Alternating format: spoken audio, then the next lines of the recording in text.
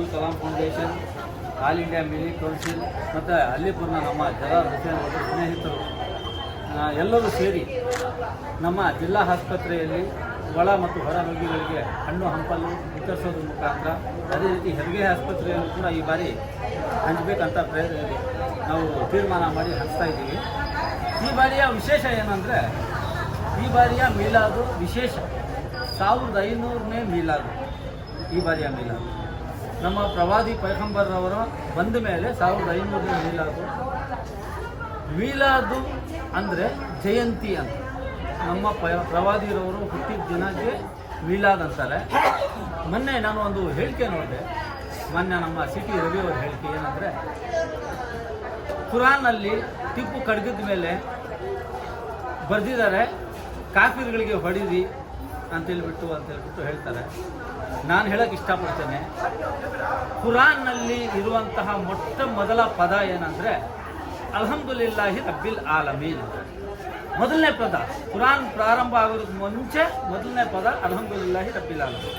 ಹಂಗಂದರೆ ನಾನು ಇಡೀ ವಿಶ್ವಕ್ಕೆ ರಬ್ಬು ಅಂದರೆ ಎಲ್ಲರಿಗೂ ನಾನು ದೈವ ಅಂತೇಳಿ. ಅದೇ ರೀತಿ ನಮ್ಮ ಪೈಗಂಬರು ಏನು ಹೇಳ್ತಾರಂದರೆ ಮೈ ರೆಹಮತುಲ್ ಆಲಮೀನ್ ಹೂ, ಅಂದರೆ ನಾನು ಇಡೀ ವಿಶ್ವಕ್ಕೆ ರೆಹಮತಾಗಿ ಹುಟ್ಟಿ ಬಂದಿದ್ದೇನೆ ಅಂತ. ಅಲ್ಲೆಲ್ಲಿಯೂ ಕೂಡ ಹಿಂದೂ ಮುಸ್ಲಿಂ ಕಾಫಿರ್ ಅನ್ನೋ ಪದ ಬಳಕೆ ಆಗಿಲ್ಲ. ಜನ ಏನೇನೋ ಒಂದು ಊಹೆ ಮಾಡಿಕೊಂಡು ಕುರಾನ್ ಬಗ್ಗೆ ಇದು ಮಾಡ್ತಾರೆ. ಕುರಾನು ಪೈಗಂಬರ್ ನಮ್ಮ ಇಸ್ಲಾಂ ಧರ್ಮ ಇಡೀ ವಿಶ್ವಕ್ಕೆ ಶಾಂತಿ ಸಾರಲು ಬಂದಂತಹ ಧರ್ಮ, ಶಾಂತಿ ಸಾರಲು ಬಂದಂತಹ ಪ್ರವಾದಿ ಪೈಗಂಬರವರು. ಅಂಥ ಮಹನೀಯರ ಇವತ್ತು ಜಯಂತಿ. ನಮಗೆ ತುಂಬ ಸಂತೋಷ ಆಗ್ತದೆ. ಜಾತಿ ಧರ್ಮ ಮತ ಭೇದ ಬಿಟ್ಟು ಎಲ್ಲರೂ ಆಚರಣೆ ಮಾಡ್ತಾರೆ. ಮೊನ್ನೆ ಗಣೇಶನ ಹಬ್ಬದಲ್ಲಿ ನೋಡಿದ್ವಿ, ಜಾತಿ ಮತ ಧರ್ಮ ಏನೂ ಇಲ್ಲ. ಅಂಥ ರಾಷ್ಟ್ರ ನಮ್ಮ ರಾಷ್ಟ್ರ. ಯಾಕಂದರೆ ಇಡೀ ವಿಶ್ವದಲ್ಲೇ ಶಾಂತಿ ಪ್ರಿಯತೆಗೆ ಹೆಸರಾಗಿರುವಂತಹ ರಾಷ್ಟ್ರ ನಮ್ಮ ಭಾರತ ರಾಷ್ಟ್ರ. ಅಂಥ ರಾಷ್ಟ್ರದಲ್ಲಿ ನಾವು ಹುಟ್ಟಿದ್ದೀವಿ. ಈ ಪುಣ್ಯಭೂಮಿ. ಇವತ್ತು ಮೀಲಾದ್ಗೂ ಎಲ್ಲರೂ ಇವತ್ತು ಬೆಂಗಳೂರಲ್ಲಿ ಬಹಳ ಒಂದು ವಿಜೃಂಭಣೆಯಿಂದ ಮೀಲಾದ್ ಆಚರಣೆ ಮಾಡ್ತಾ ಇದ್ದಾರೆ. 1500ನೇ ಮೀಲಾದ್ ಅಂತ ಹೇಳ್ಬಿಟ್ಟು ನಮ್ಮ ಪ್ಯಾಲೇಸ್ ಗ್ರೌಂಡಲ್ಲಿ, ಅದೇ ರೀತಿ ನಮ್ಮ ಚಿಕ್ಕಬಳ್ಳಾಪುರದಲ್ಲಿ ಕೂಡ ಪ್ರೊಸೆಷನ್ನು ನಡೆಯುತ್ತೆ.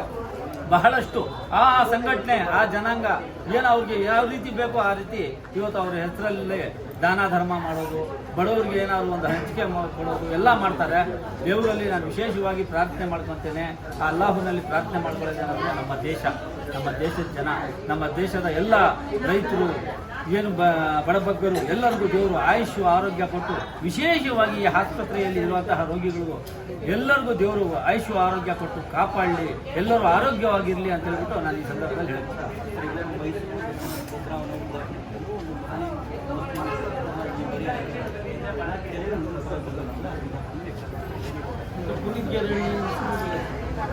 ನೋಡ್ರಿ, ಈ ಏನೋ ಹೇಳ್ತಾರೆ, ಅನ್ನದಲ್ಲಿ ಕಲ್ಲು ಹುಡುಕುವಂತಹ ಕೆಲಸ ಮಾಡಬಾರ್ದು, ಮೊಸರಲ್ಲಿ ಕಲ್ಲು ಹುಡುಕುವಂತಹ ಕೆಲಸ ಮಾಡಬಾರ್ದು.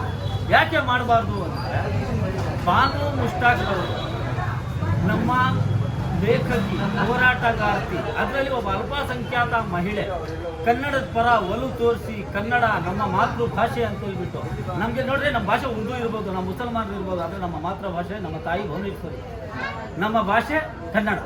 ಕನ್ನಡಕ್ಕೆ ನಮ್ಮ ಮೊದಲನೇ ಒತ್ತು. ಇಂಥ ಒತ್ತು ಕೊಟ್ಟು ನಮ್ಮ ರಾಜ್ಯಕ್ಕೆ ಭೂಕರ್ ಪ್ರಶಸ್ತಿಯನ್ನು ತಂದುಕೊಟ್ಟು ರಾಜ್ಯದ ಕೀರ್ತಿ ಅಂತಾರಾಷ್ಟ್ರ ಮಟ್ಟದಲ್ಲಿ ಬೆಳೆಸಿದಂತಹ ಮಹಿಳೆಗೆ ಇವತ್ತು ಈ ಪ್ರತಾಪ್ ಸಿಂಹ ಕೆಲಸಕ್ಕೆ ಬರ್ದಿರೋ ನಮಗೆ BJPಯವರು ದೂರ ಇಕ್ಕವ್ರೆ. ಈ ಪ್ರತಾಪ್ ಸಿಂಹ, ಚಕ್ರವರ್ತಿ ಸೂಲಿಬೆಲೆ, ಪುನೀತ್ ಕೆರೆಹಳ್ಳಿ ಇಂಥವ್ರು ಕೆಲವರು ಉಟ್ಕೊಂಡವ್ರೆ.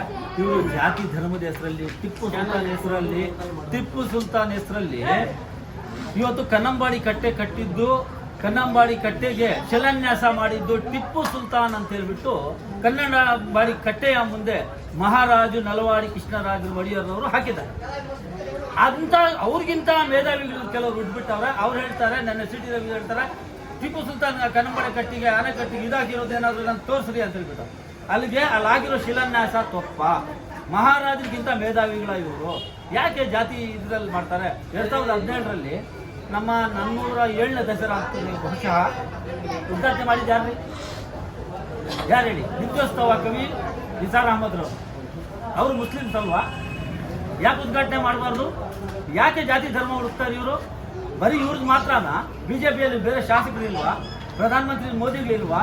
ಯಾರೋ ಕೆಲವರು ಇದರಲ್ಲಿ ನಮ್ಮ ಸೆಂಟ್ರಲ್ ಗೌರ್ಮೆಂಟ್ ಅಲ್ಲಿ ಒಂದು ಕೆಲವರು ಉಟ್ಕೊಬಿಟ್ಟಾರೆ, ರಾಜ್ಯದಲ್ಲಿ ಕೆಲವರು ಇದ್ದಾರೆ. ಅದಕ್ಕೆ ಇವ್ರಿಗೆಲ್ಲರೂ ಉಗಿದು ದೂರ ಇಕ್ಕಿದ್ದಾರೆ. ಬೇರೆ ಬಿಜೆಪಿ ಅವರೆಲ್ಲ ಮಾತಾಡ್ಬೋದಲ್ಲ, ಬೇರೆ ಯಾರು ಮಾತಾಡಲ್ಲ. ಈ ಕೆಲವ್ರಿಗೆ ಮಾತ್ರ ಜಾತಿ, ಧರ್ಮ, ಗೋಮಾಂಸ ಹತ್ಯೆ, ಗೋ ನಿಷೇಧ, ಅಜಾನ್ ಬ್ಯಾನ್, ಆ ಬ್ಯಾನ್ ಅಂತ ಹೇಳ್ಬಿಟ್ಟು ಇವ್ರು ಸ್ವಿಚ್ ಬ್ಯಾನ್ ಮಾಡಿ ಮಡಗಿದ್ದಾರೆ. ಇವಾಗ ತಿರ್ಗಾ ಈಗ ಬ್ಯಾನ್ ಮಾಡ್ತಾರೆ. ಇವ್ರಿಗೆ ಯಾವುದೂ ಬೇಡ. ನಮ್ಮ ದೇಶ, ನಮ್ಮ ರಾಷ್ಟ್ರ ಶಾಂತಿ ಪ್ರಿಯತೆಗೆ ಹೆಸರಾಗಿರೋ ರಾಷ್ಟ್ರ.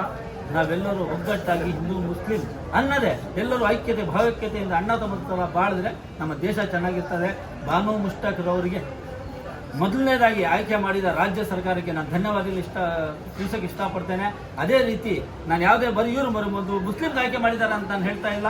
ಯಾವುದೇ ಒಬ್ಬ ಸಾಧಕರಿಗೆ, ಕನ್ನಡದ ಪರ ಒಲವು ತೋರಿಸಿದವರಿಗೆ, ಈಗ ನನಗೆ ದೊಡ್ಡ ದೊಡ್ಡ ದೇವಸ್ಥಾನಗಳಲ್ಲಿ ಮಂತ್ರಾಲಯ ಪ್ರಭುಗಳು, ನಮ್ಮ ನಡೆದಾಡುವ ದೇವರು ಶಿವಕುಮಾರ ಸ್ವಾಮೀಜಿಯವರು ಅಂತಹವ್ರು ಕರೆದುಬಿಟ್ಟು ನನಗೆ ಕಲ್ಪತರು ರತ್ನ ಅಂತ ಪ್ರಶಸ್ತಿ ಕೊಟ್ಟಿದ್ದಾರೆ. ನಾನು ಕನ್ನಡದ ಪರ ಹೋರಾಟ ಮಾಡ್ತೀನಿ, ಕನ್ನಡದ ಪರ ನಿಲ್ತೀನಿ, ಎಲ್ಲರೂ ಬೆರಿತೀನಿ ಅಂತ ಹೇಳ್ಬಿಟ್ಟು ನಮ್ಗೆ ಕರೆದಿರೋದು. ಎಲ್ಲರಿಗೂ ನಾವು ಬೆಳೆಸೋ ಕೆಲಸ ಮಾಡಬೇಕೇ ಹೊರತು ಒಂದು ಜಾತಿಗೆ ಒಬ್ಬ ಅನ್ಯ ಜಾತಿಯವ್ರು ಕರ್ಕೊಬಂದು ನಾವು ನಮ್ಮ ಧರ್ಮದ ಬಗ್ಗೆ, ನಮ್ಮ ಭಾಷೆ ಬಗ್ಗೆ, ಇವಾಗ ತಮಿಳವ್ರು ಕರ್ಕೊಬಂದು ನಾವು ಕನ್ನಡ ಕಲಿಸೋದು, ಇಲ್ಲ ಮಹಾರಾಷ್ಟ್ರದವ್ರು ಕರ್ಕೊಬಂದು ನಾವು ಕನ್ನಡ ಕಲಿಸೋದು ಮಾಡಿದ್ರೆ ನಮ್ಮ ಭಾಷೆ ಬೆಳೀತದೆ, ನಮ್ಮ ಭಾಷೆಗೆ ಒಂದು ಅರ್ಥ ಬರುತ್ತದೆ. ಅಂಥದ್ರಲ್ಲಿ ಅವ್ನು ಮರಾಠಿಗೆ ನಾವು ಕನ್ನಡದಲ್ಲಿ ಅವ್ನಿಗೆ ಯಾಕೆ ಕೊಡಬೇಕು, ಇವ್ನು ಮುಸಲ್ಮಾನ್ ಇವ್ರಿಗೆ ಯಾಕೆ ಬಾನು ಮುಷ್ಟಾಕ್ ಕರಿಬೇಕು ಅಂದರೆ ಅಲ್ಲಿಗೆ ಬರೀ ಹಿಂದೂಗಳಿಗೆ ಮಾತ್ರ ಕನ್ನಡ ಭಾಷೆ ಸೀಮಿತ ಆಗುತ್ತಾ? ಇಲ್ಲಿ ಯಾವುದಾದ್ರೂ ಹಿಂದೂ ಭಾಷೆ ಅಂತ ಇದೆಯಾ? ಕನ್ನಡ ಭಾಷೆ ನಮ್ಮ ತಾಯಿಯ ಭಾಷೆ, ನಮ್ಮ ನಾಡು, ನಮ್ಮ ನುಡಿ, ನಮ್ಮ ಜಲ ಅದರಲ್ಲಿ ಇರೋದು. ತಾಯಿ ಭುವನೇಶ್ವರಿಯ ನಾಡಲ್ಲಿ ನಾವು ಜನಿಸಿರೋದು. ನಮಗೆ ಈ ಭೂಮಿನೇ ಸ್ವರ್ಗ. ಈ ಮಾತು ನಾನು ಹೇಳಕ್ಕೆ ಇಷ್ಟಪಡ್ತೇನೆ. ಇವತ್ತು ನಮ್ಮ ಪ್ರವಾದಿರವರ ಒಂದು ಜನ್ಮದ ಜಯಂತಿ, ಮೀಲಾದ್ ಪ್ರಯುಕ್ತ ನಾವೆಲ್ಲರಿಗೂ ಒಂದೇ ಮಾತು ಹೇಳೋದು, ನಮ್ಮ ದೇಶದಲ್ಲಿ ಜಾತಿ ಮತ ಭೇದ ಬಿಟ್ಟು ನಾವೆಲ್ಲರೂ ಒಗ್ಗಟ್ಟಾಗಿರೋಣ, ಎಲ್ಲರೂ ಅಣ್ಣ ತಮ್ಮಂತರ ಬಾಳೋಣ ಅಂತ ಹೇಳ್ಬಿಟ್ಟು ನಾನು ಹೇಳಕ್ಕೆ ಇಷ್ಟಪಡ್ತೀನಿ.